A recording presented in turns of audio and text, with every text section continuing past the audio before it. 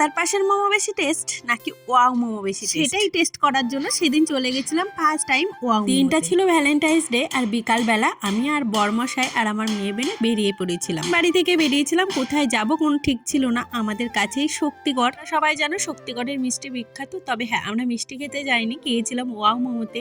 গিয়েই প্রথমে ঢুকে পড়লাম রেস্টুরেন্টে। কেন বললাম, ভেবেছিলাম প্রথমে খালি মোমোই পাবো, কিন্তু দেখলাম এখানে অনেক কিছু পাওয়া যায়। দাম শুনে তো আমার মাথায় আর ভাবছিলাম বেরিয়ে যাই, কিন্তু একটা প্রেস্টিজের তো ব্যাপার আছে। প্রথমেই অর্ডার করে দিলাম 500 টাকার জিনিস।